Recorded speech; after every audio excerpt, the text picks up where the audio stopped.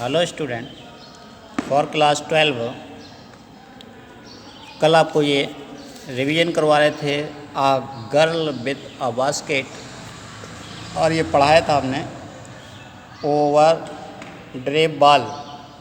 यानी लेखक जिन गांव से होकर के निकल रहा था उनकी उस गांव के कच्चे घरों की दीवारें जो थी वो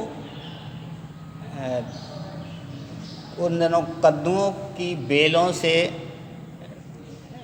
भरी हुई थीं। यानी कद्दू की बेलें उन पर चढ़ी हुई थीं और पीले फूल की कतारें उन पर जो बनी हुई थी बहुत सुंदर लग रही थी। यहाँ से उसके आगे से एट वन स्टेशन, एक स्टेशन पर माई रूटीन ऑफ टॉकिंग, मेरी बात का सिलसिला sticks talking with the people was interrupted. उस व्यक्ति के साथ जो चल रहा था वो थोड़ा रुक गया। उस व्यक्ति के साथ जो बातों का सिलसिला चल रहा था वो रुका।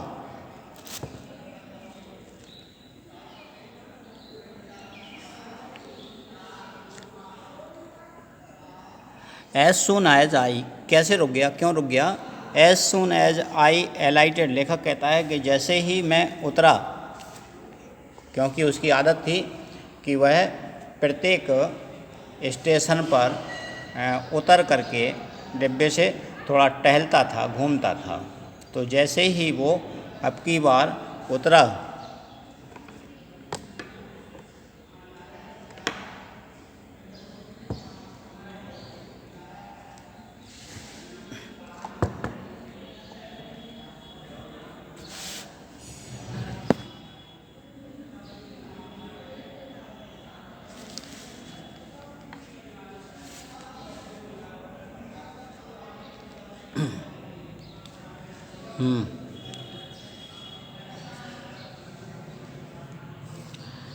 A group of young children, एक छोटे बच्चों का समूह गैदर्ड अराउंड मी, मेरे चारों ओर इकट्ठा हो गया, अर्थात उसने घेर लिया। एक छोटे बच्चों का समूह ने मुझे घेर लिया। लेखक कहता है कि जैसे ही मैं एक स्टेशन पर प्लेटफॉर्म पर उतरा, एक बच्चों के समूह ने उसे घेर लिया। दे वे आर सेलिंग बास्केट्स, वे बच्चे अपनी टोकरियाँ बेच रहे थे। हैंड वोवेन, हाथ से बिनी हुई। रीड बास्केट्स, सरकंडे की टोकरी। विथ सिंपल डिजाइन, साधारण तरीके की। एंड पैटर्न, और नमूने, साधारण तरीका और साधारण नमूने की बनी हुई ये लोग अपनी अपनी टोकरियाँ बेच रहे थे। They held the baskets high, वे अपनी टोकरियों को ऊंचे उठाए हुए थे, हाथ में लिए हुए इस तरीके से ये हमारी ले लो, हमारी ले लो, ऐसे शायद वो अनुभव कर रहे थे। शाउटिंग बर्ड्स, कुछ शब्द चिल्ला रहे थे, टोकरियों को ऊपर उठाए हुए थे, कुछ चिल्ला रहे थे। आई डिड नॉट नो, लेखक कहता है कि मैं नहीं जानता था कि वो क्या कह रहे हैं, उनकी आवाज़, उनकी भाषा क्या थी, लेखक नहीं जानता था। बट कन्वेइंग अनमिस्टेकेबली देयर डिजाइन, लेकिन समझ रहा था। कन्वेइंग अनमिस्टेकेबली, बिना गलती किए हुए, देयर डिजायर, उनकी इच्छा को। यानी लेखक कहता है कि मैं उनकी इच्छा को तो समझ ही रहा था, ये लोग टोकरियाँ बेचना चाहते हैं। भले ही उनकी आवाज़ को वो नहीं समझ पा रहा था, उनकी भाषा को नहीं समझ पा रहा था कि वो क्या कह रहे हैं, लेकिन ये तो समझ में आ रहा था कि ये लोग टोकरियाँ बेचना चाहते हैं। इसलिए भाषा को कितने प्रकार की बताया गया है? भाषा को सांकेतिक भाषा, लिखित भाषा, मौखिक भाषा। तो ये सांकेतिक भाषा तो लेखक समझ ही रहा था, भले ही उनकी मौखिक भाषा को नहीं समझ रहा था, लेकिन सांकेतिक भाषा को समझ रहा था कि वो टोकरियाँ बेचना चाहते हैं। There were refugee children, these were refugee children, ये बच्चे थे कौन? ये बच्चे जो थे वो शरणार्थी बच्चे थे when partition between India and Pakistan, जब भारत और पाकिस्तान का बंटवारा हुआ था, was decreed hundreds of thousands of people, was decreed माने बेघर हो गए थे या निकाल दिए गए थे, हजारों सैकड़ों लोग pulled up their roots,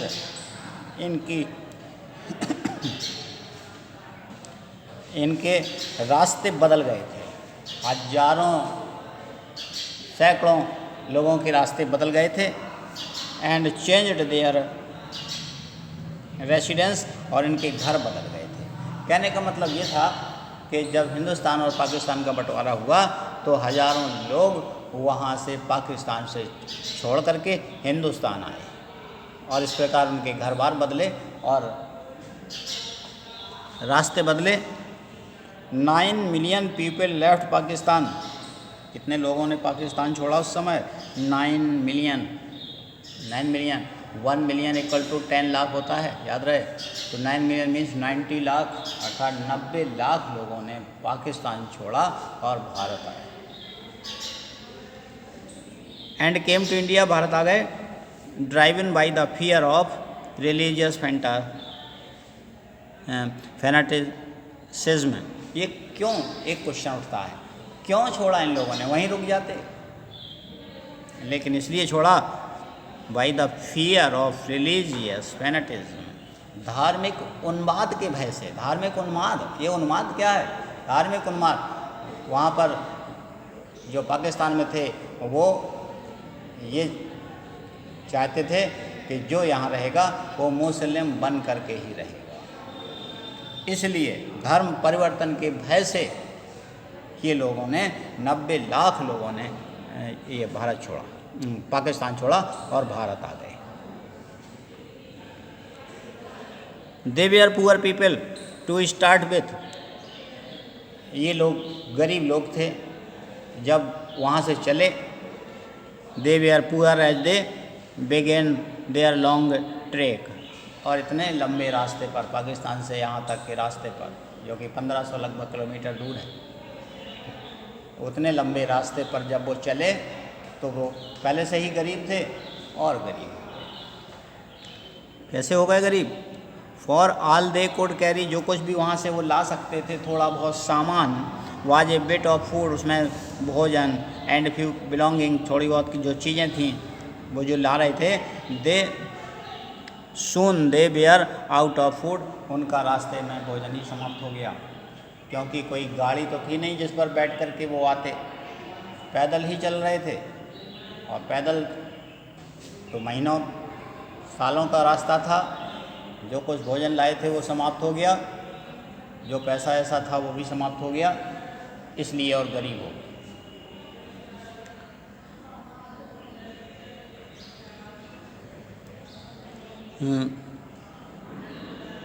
out of food a few days after they started, जब से वो चले थे उसके कुछ ही दिन बाद, दे बिगेन टू फॉल, गिरने लगे, बाई द वे साइड, रास्ते में, from the weakness of hunger, भूख की कमी के कारण, भूख और प्यास के कारण, भूखे प्यासे कमज़ोर लोग रास्ते में ही गिरने लगे। And died where they fell, जहाँ भी गिरते थे वहीं मर जाते थे, क्योंकि उनको उठाने वाला कोई नहीं था। सब लोगों की एक ही स्थिति थी, जैसे आज की स्थिति है कि अगर किसी को एक कोरोना हो जाएगा तो दूसरा उसकी मदद नहीं करेगा, उठाएगा ही नहीं उसको। और यही दयनीय स्थिति थी उस समय कि जो वहाँ कोई गिर जाता था रास्ते में, उसे कोई नहीं उठाता था, क्योंकि सबकी एक ही स्थिति थी। द चिल्ड्रन सेलिंग बास्केट, तो ये जो बच्चे बेच रहे थे, ये जो बच्चे टोकरियाँ बेच रहे थे, were sons and daughters of the refugees, इन्हीं शरणार्थियों के बच्चे थे। जब ये चले थे तो बहुत से लोग तो वहीं रास्ते में ही मर गए, जो थोड़ी बहुत बच पाए। ये लोग जो दे और देयर पेरेंट्स और रिलेटिव्स, वे लोग, उनके माता पिता या उनके relatives, had gathered in the cities, आकर वो शहरों में बस गए। जो थोड़े बहुत जो बच गए वो आकर के वो उनके माता पिता या उनके रिश्तेदार जो भी बचे वो आकर के शहरों में बस गए। सेटिंग अप स्टॉल्स, उन्होंने अपने स्टॉल रख लिए, यानी छोटी छोटी दुकानें रख ली। मैन्युफैक्चरिंग सिंपल आर्टिकल, छोटे छोटे साधारण से चीज़ें बनाने लगे। Trying to make a living, और जीविका कमाने के लिए कोशिश करने लगे। इन मार्केट्स, उन बाज़ारों में ऑलरेडी ओवर क्राउडेड, जो पहले से ही भीड़ से भरे हुए थे, यानी ये लोग ऐसे स्थानों में आके बसे जहाँ पर बाज़ार भीड़ भाड़ वाले रहते थे, यानी लोग भीड़ भाड़ वाले इसलिए कि लोग ज़्यादा होंगे तो ज़्यादा उनके सामान बिक सकते हैं, इसलिए वो अपने सामान बेच करके जीविका कमाने की कोशिश कर रहे थे। They lived in cloth and grass, ये लोग अपने शरणार्थी बच्चों का कभी लेखक ये वर्णन कर रहा है कि कैसे थे, कौन थे ये, क्या पहनते थे, क्या खाते थे, उनका वर्णन कर रहा है कि ये लोग थे लिव्ड इन क्लॉथ, कपड़े, एंड ग्रास, घास, शेड, छाया पर, दैट लीन द स्ट्रीट, जो गली के किनारे होती थी, अर्थात गली के किनारे जो पेड़ होते थे उन्हीं पेड़ों की छाया में ये लोग रहते थे। केवल उनके पास क्या था, कपड़ा था जो पहनते थे और घास पर ही सो जाते थे, और कुछ नहीं था उनके पास। The peasants among these refugees, इन शरणार्थियों में जो पीसेंट थे, पीसेंट मीन खेतिहर मजदूर अर्थात किसान लोग, had been accustomed to little all their lives, for the annual income of an agricultural family does not exceed, कह रहे जो किसान थे पूरे परिवार सहित खेती का काम करते थे, वो भी यहीं आ गए थे क्योंकि वो उससे ज़्यादा पा नहीं पाते थे। On an average $100 a year, कह रहे एक साल में $100 से ज़्यादा नहीं कमा पाते थे वो। The average unskilled labour make 30 cent a day, और जो एक मजदूर, अकुशल मजदूर, एक दिन में देन $2 a वीक, एक दिन में 30 सेंट या फिर एक सप्ताह में $2 के लगभग इतना कमाता था। एक सप्ताह में $2, इसका मतलब साल में 52 वीक होते हैं, और 52 का मल्टीप्लाई 2 में कर दीजिए तो हो गया 104, अर्थात एक साल में $104। किसान लोग $100 से ज़्यादा नहीं कमा पाते थे, जबकि उसमें पूरा परिवार लगा रहता था, और एक मजदूर $104 कमाता था। इसलिए उन किसानों ने भी सोचा कि ये किसानी का धंधा बेकार है, वो भी आकर के इनके साथ ही रहने लगे थे। The average unskilled labourer make 30 cent a day or less than $2 a week, there is 1 meal a day.